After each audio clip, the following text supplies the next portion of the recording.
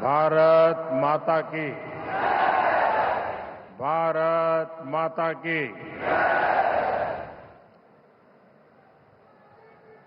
दिल्ली मुख्यमंत्री रेखा गुप्ता जी, दिल्ली के lieutenant governor Vinay Saxena ji, केंद्रीय मंत्रिमंडल में मेरे सहयोगी मनोहर लाल जी, हर्ष मल्होत्रा जी, तोखन साहू जी, प्रदेश सरकार के सभी मंत्री, सभी माननीय सांसद, माननीय विधायकगण और दिल्ली के मेरे प्यारे भाइयों और बहनों, आज हम सब दिल्ली में विकास को नई गति देने के लिए यहां इकट्ठे हुए हैं। कुछ देर पहले ही यहां 33,500 करोड़ रुपए के प्रोजेक्ट का शिलान्यास और लोकार्पण हुआ। मेट्रो के विस्तार से लेकर हजारों सरकारी कर्मचारियों के आवासों तक देश की राजधानी में सुविधाओं का लगातार मजबूत विस्तार हो रहा है, एक नई मजबूती दी जा रही है। दिल्ली के आप लोगों ने एक साल पहले जिस नई उम्मीद और नए संकल्प के साथ यहां भाजपा की डबल इंजन सरकार बनाई थी, उसका परिणाम आज यहां विकास कार्यों में दिख रहा है। मैं दिल्ली के सभी नागरिकों को इस विकास की अविरत धारा के लिए बहुत बहुत बधाई देता हूं। साथियों, आज का यह कार्यक्रम एक और वजह से भी बहुत विशेष है। आज अंतर्राष्ट्रीय महिला दिवस है। आज भारत महिला सशक्तिकरण की नई गाथा लिख रहा है। यहां रेखा गुप्ता जी के सफल नेतृत्व में राजधानी का विकास हो रहा है। राजनीति, प्रशासन, विज्ञान, खेल या समाज सेवा का क्षेत्र, भारत की नारी शक्ति हर क्षेत्र में एक नई ऊर्जा से आगे बढ़ रही है। मैं पूरे देश की नारी शक्ति को आज महिला दिवस पर हृदय से बहुत बहुत बधाई देता हूं और राष्ट्र के विकास में उनके असीमित योगदान के लिए ऋण स्वीकार करता हूं और उन्हें अनेक अनेक शुभकामनाएं देता हूं ताकि वो समाज और राष्ट्र को निरंतर मजबूती देती रहे, राष्ट्र को निरंतर प्रगति की राह पर ले जाने में नई ऊर्जा देती रहे। साथियों, दुनिया का कोई भी व्यक्ति जब भारत जैसे विशाल लोकतंत्र के बारे में सोचता है तो अक्सर उसके मन में दिल्ली की तस्वीर आती है। दिल्ली केवल भारत की राजधानी नहीं है, ये भारत की पहचान भी है, भारत की ऊर्जा का प्रतीक भी है। इसलिए दिल्ली का विकास केवल एक शहर का विकास नहीं होता, यह पूरे देश की छवि से जुड़ा होता है। दिल्ली जितनी आधुनिक होगी, दिल्ली जितनी सुविधाजनक होगी, दिल्ली की कनेक्टिविटी जितनी बेहतर होगी, भारत का आत्मविश्वास दुनिया के सामने उतनी ही मजबूती से दिखाई देगा। और इसलिए मुझे खुशी है कि आज हमारी दिल्ली सुविधाओं और इंफ्रास्ट्रक्चर के मामले में तेजी से आगे बढ़ रही है। एक समय था जब दिल्ली में खराब व्यवस्थाओं की ही चर्चा होती थी। शहर के एक हिस्से से दूसरे हिस्से तक पहुंचने में कई कई घंटे लगते थे। बस स्टैंड्स पर बसों और ऑटो के इंतजार में माताओं बहनों का समय बर्बाद होता था। लेकिन आज दिल्ली की तस्वीर बदल रही है। कुछ ही दिन पहले दिल्ली नमो भारत जैसी तेज ट्रेन के जरिए मेरठ से जुड़ी है। इससे दिल्ली और पश्चिमी उत्तर प्रदेश के बीच यात्रा और आसान हो गई है। और आज मेट्रो फेज 4 के शुरू होने के साथ दिल्ली मेट्रो का नेटवर्क 375 किलोमीटर से भी आगे पहुंच गया है। दुनिया के बड़े बड़े शहरों में भी मेट्रो का इतना बड़ा नेटवर्क नहीं है। साथियों, आज जो मेट्रो का नया सेक्शन शुरू हुआ है, उससे राजधानी के लाखों लोगों को बहुत बड़ी सुविधा मिलने वाली है। खासतौर पर पूर्वी और उत्तर पूर्वी दिल्ली के लोगों के लिए अब रोज का सफर पहले से कहीं ज्यादा आसान होगा। इन सब के साथ ही गाजियाबाद, नोएडा, फरीदाबाद और गुरुग्राम जैसे एनसीआर के शहरों से दिल्ली के अलग अलग हिस्सों में आना जाना और भी आसान हो जाएगा।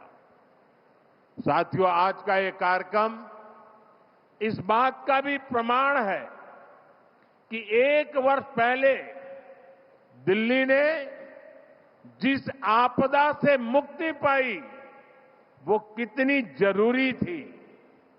अगर यहां पर आपदा सरकार न होती तो ये मेट्रो फेज 4 प्रोजेक्ट बहुत पहले ही पूरा हो चुका होता। लेकिन आपदा वालों ने अपने राजनीतिक स्वार्थ के लिए दिल्ली के लाखों लोगों की सुविधा को ताक पर रख दिया था। अब यहां भाजपा सरकार बनने के बाद दिल्ली के चौतरफा विकास में बहुत तेजी आई है। साथियों, डबल इंजन की सरकार में दिल्ली की हर ट्रांसपोर्ट फैसिलिटी का अपग्रेडेशन हो रहा है। दिल्ली में हर दिन लाखों लोग बसों से सफर करते हैं। इसलिए हमारी कोशिश है कि दिल्ली के लोगों को साफ, आरामदायक और आधुनिक बस सेवा मिले। केंद्र सरकार द्वारा दी गई 4000 से अधिक इलेक्ट्रिक बसें आज दिल्ली के लोगों की सेवा कर रही है। और बीते केवल 1 साल में ही लगभग 1800 नई बसों को दिल्ली की सड़कों पर उतारा गया है। इनमें सैकड़ों देवी बसें भी शामिल है, जो दिल्ली की कॉलोनियां और मोहल्लों को आपस में जोड़ रही है। साथियों, करीब 10 वर्षों तक यहां जो आपदा सरकार थी, उसने विकास का हर काम ठप रखा था। अब दिल्ली से जुड़ी विभिन्न चुनौतियों के समाधान के लिए हमारी सरकार मिशन मोड पर काम कर रही है। पेरिफेरल एक्सप्रेसवे बनने से लाखों गाड़ियों को दिल्ली में दाखिल होने की आवश्यकता नहीं पड़ती। भाजपा सरकार यमुना जी की साफ सफाई के लिए भी बहुत बड़े लेवल पर काम कर रही है। इसके लिए करोड़ों रुपए के प्रोजेक्ट पर काम शुरू किया गया है। साथियों, दिल्ली में पहले जो आपदा सरकार थी, उसे यहां के गरीब, मध्यम वर्ग, किसी की परेशानी से कोई फर्क नहीं पड़ता था। आपदा सरकार ने हेल्थ सेक्टर का भी बुरा हाल कर रखा था। हम आपदा सरकार को चिट्ठियां लिखते थे, भारत सरकार चिट्ठियां लिखती थी और कहते रहे कि आयुष्मान स्कीम लागू करो, लेकिन आपदा वालों ने कभी गरीबों की परवाह नहीं की। मुझे खुशी है कि यहां रेखा जी के नेतृत्व में भाजपा सरकार निरंतर स्थितियों को बदलने में जुटी है।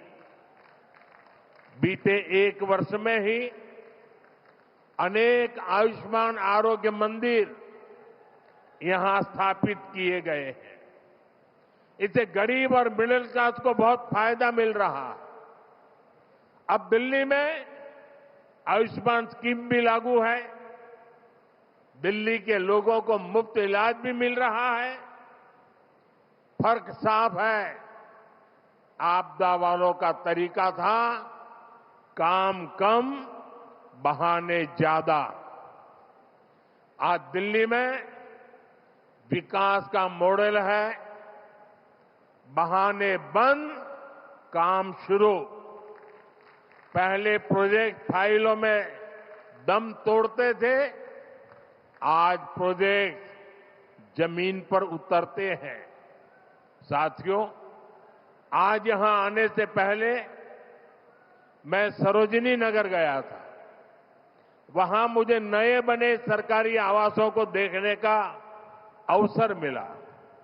ये आवास उन सरकारी कर्मचारियों के लिए बनाए गए हैं जो राष्ट्र के हर संकल्प को पूरा करने में दिन रात परिश्रम करते हैं। ये जरूरी है कि उन्हें रहने के लिए सुरक्षित, साफ सुथरे और सुविधाजनक आवास मिले, और इसलिए नई और आधुनिक इमारतें बनाई जा रही है। आज ऐसे हजारों नए फ्लैट लाभार्थियों को सौंपे गए हैं।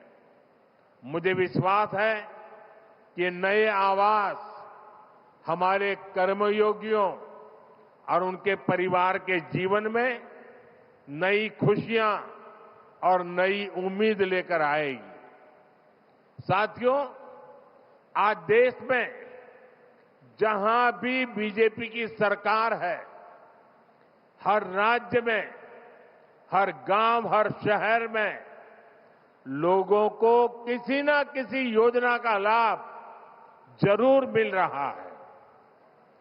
हमारे जो गरीब परिवार हैं, जो माताएं बहनें हैं, जो मजदूर और किसान हैं, जो छोटी मोटी नौकरी करने वाले मेरे भाई बहन हैं, सरकार उन सब के लिए कुछ न कुछ जरूर कर रही है। मैं आपको हमारे रेहड़ी पटरी पर काम करने वाले साथियों का उदाहरण बताता हूं। इनका हमारे रोजमर्रा के जीवन में कितना महत्व है, ये हमने कोरोना काल के दौरान अनुभव किया है। ये वो लोग हैं जिन्हें एक जमाने में अपनी रेहड़ी तक किराए पर लेनी पड़ती थी। छोटा कारोबार करने के लिए 1000-2000 रुपये तक भी उन्हें किसी दूसरे से ऊंचे ब्याज पर लेना पड़ता था। लेकिन हमारी सरकार ने इन साथियों का दर्द समझा और उन्हें बैंकिंग सिस्टम से जोड़ा।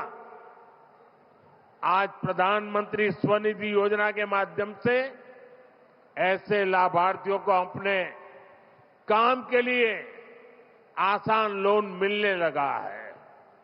दिल्ली में भी रेहड़ी पटरी पर काम करने वाले करीब 2 लाख साथियों को इस योजना से करीब 350 करोड़ रुपए की मदद मिली है। साथियों, मुझे अभी इन रेहड़ी पटरी वाली कुछ बहनों के साथ संवाद करने का अवसर मिला। वो किस प्रकार से सफलतापूर्वक आगे बढ़ रही है, उसका विस्तार सुन के बड़ा मन गर्व से भर गया। साथियों, इसी दिल्ली में कभी डेबिट और क्रेडिट कार्ड केवल अमीर लोगों के पास होते थे, लेकिन आज स्थिति बदल रही है। आज रेहड़ी और ठेले पर काम करने वाले साथियों के पास भी क्रेडिट कार्ड की सुविधा पहुंच रही है। सरकार ने रेहड़ी पटरी वाले साथियों के लिए स्वनिधि क्रेडिट कार्ड देने का अभियान चलाया है। अब उनकी जेब में ही क्रेडिट कार्ड होगा, जिससे वो अपनी जरूरत के अनुसार उपयोग कर पाएंगे। अब से कुछ देर पहले यहां मंच पर मुझे कुछ बहनों को ये स्वनिधि क्रेडिट कार्ड देने का अवसर मिला है। ये स्वनिधि क्रेडिट कार्ड गरीब के स्वाभिमान का नया माध्यम बन रहा है। साथियों, आज अंतर्राष्ट्रीय महिला दिवस के अवसर पर मैं देश की अपनी करोड़ों बहनों के साथ एक और खुशी साझा करना चाहता हूं। कुछ साल पहले हमने संकल्प लिया था कि हम देश में 3 करोड़ बहनों को लखपति दीदी बनाएंगे। बहुत लोगों ने मेरी मजाक उड़ाई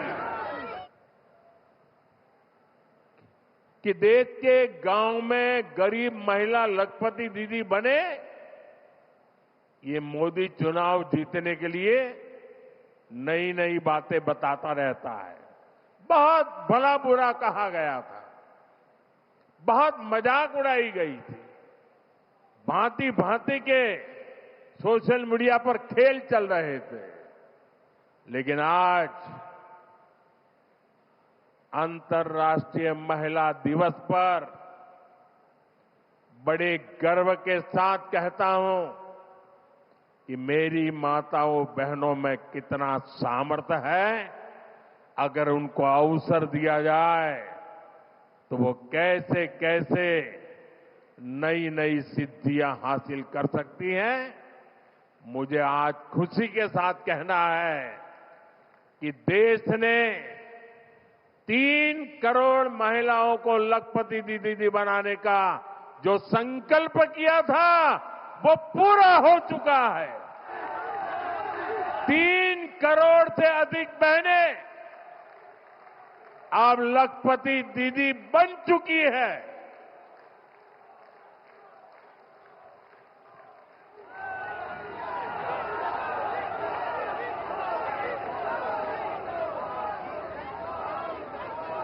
साथियों,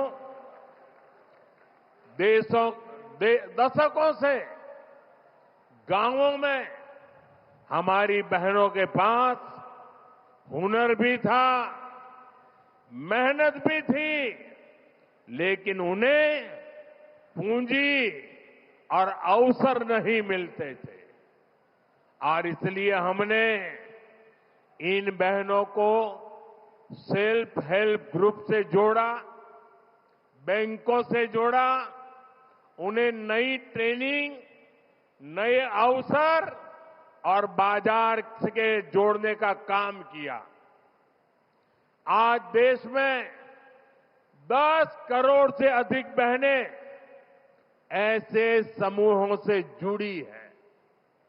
इन सेल्फ हेल्प ग्रुप को लाखों करोड़ रुपए की आर्थिक मदद मिली है। इसका परिणाम यह है कि आज गांवों की नारी शक्ति आत्मनिर्भर बन रही है, अपने परिवार की आय बढ़ा रही है और लखपति दीदी बनकर ग्रामीण अर्थव्यवस्था को भी बहुत मजबूत कर रही है। साथियों, हमारी बहनों की इसी सफलता ने हमें एक नया संकल्प लेने की प्रेरणा दी है। 3 लाख करोड़ लखपति दीदी, ये असंभव लगता था, लेकिन साकार कर दिया। अब सरकार ने तय किया है कि देश में 3 करोड़ लखपति दीदी और नई 3 करोड़ जोड़ दी जाएगी, यानी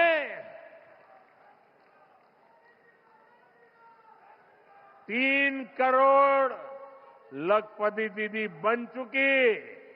आज हम संकल्प ले रहे हैं 3 करोड़ और दीदी लखपति दीदी बनेगी। मुझे पूरा विश्वास है कि देश की नारी शक्ति के आशीर्वाद से यह संकल्प भी जरूर पूरा होगा। भाइयों और बहनों, आज जब देश अपनी माताओं, बहनों, बेटियों की सिद्धियों का गौरव गान कर रहा है, तब मैं दिल्ली वालों के साथ, देशवासियों के साथ एक पीड़ा भी साझा करना चाहता हूं।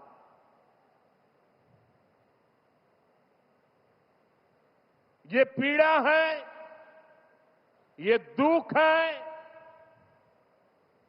दिल को गहरी चोट लगी है, जो मैं आज देशवासियों के सामने, दिल्ली वासियों के सामने मैं व्यक्त करना चाहता हूं। आज देश अंतर्राष्ट्रीय महिला दिवस मना रहा है और कल पश्चिम बंगाल में टीएमसी सरकार ने देश की राष्ट्रपति आदरणीय द्रौपदी मुर्मू जी का घोर अपमान किया है।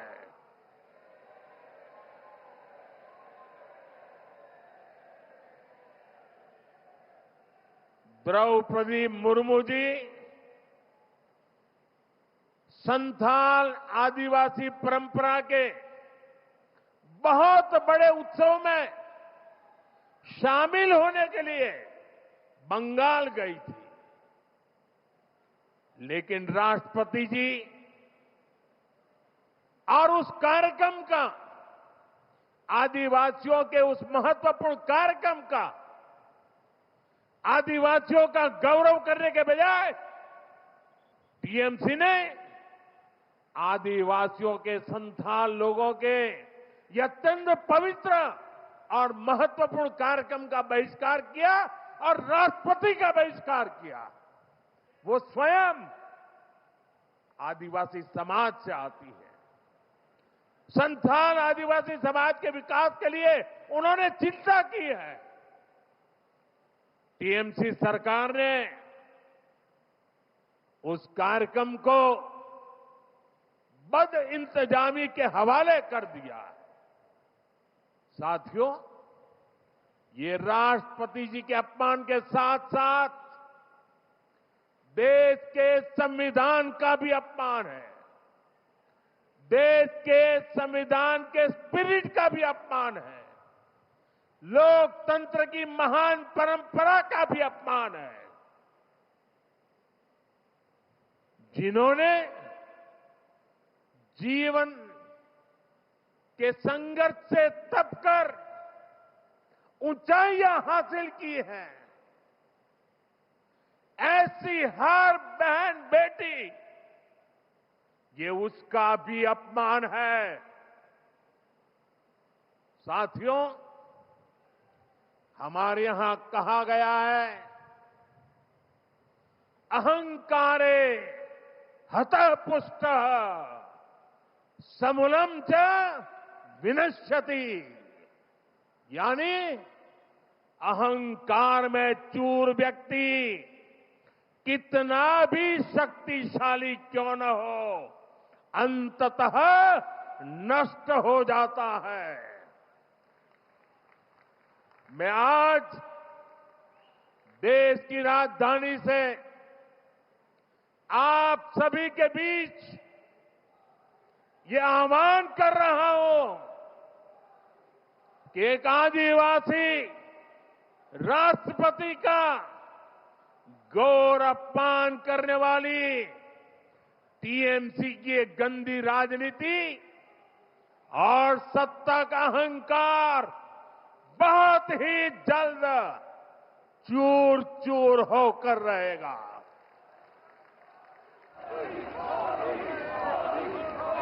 पश्चिम बंगाल की प्रबुद्ध जनता टीएमसी को एक नारी के अपमान के लिए, एक आदिवासी के अपमान के लिए और देश के महामना राष्ट्रपति के अपमान के लिए कभी भी माफ नहीं करेगा। देश भी कभी माफ नहीं करेगा। देश का आदिवासी समाज भी कभी माफ नहीं करेगा। देश की नारी शक्ति की कभी माफ नहीं करेगी।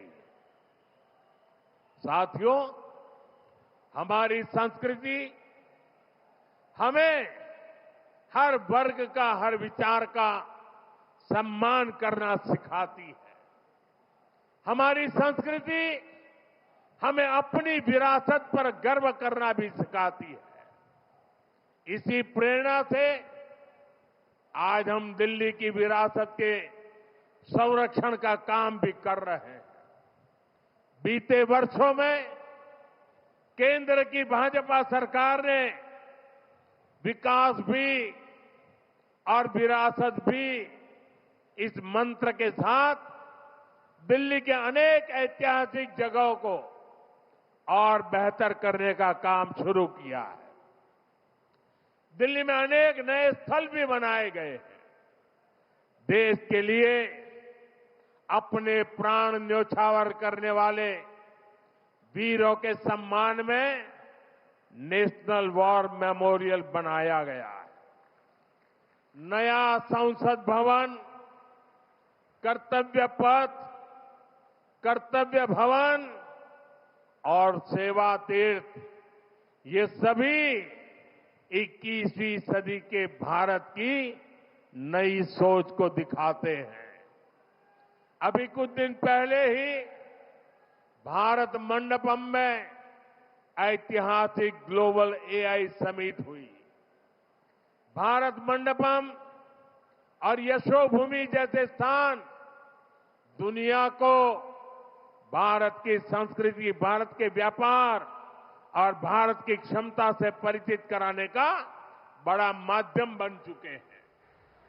प्रधानमंत्री संग्रहालय और युगे युगिन भारत संग्रहालय जैसे नए म्यूजियम भी दिल्ली की पहचान को और मजबूत करने जा रहे हैं।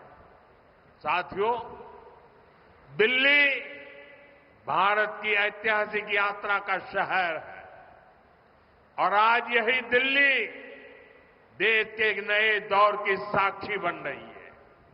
ये नए भारत के आत्मविश्वास का दौर है।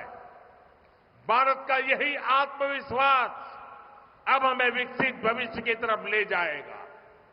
इसलिए हम सभी को मिलकर अपने हर संकल्प की सिद्धि के लिए काम करते रहना है। मुझे विश्वास है रेखा गुप्ता जी और उनकी पूरी टीम के नेतृत्व में दिल्ली में विकास का हर काम और अधिक गति पकड़ेगा। दिल्ली के हर परिवार का जीवन बेहतर होगा, सुखी होगा, समृद्ध होगा। इसी सद्भाव के साथ एक बार फिर सभी विकास कार्यों के लिए मैं आप सबको बहुत बहुत बधाई देता हूं, बहुत बहुत शुभकामनाएं देता हूं। मेरे साथ बोलिए भारत माता की, भारत माता की, वंदे वंदे वंदे वंदे वंदे वंदे वंदे वंदे वंदे। बहुत बहुत धन्यवाद।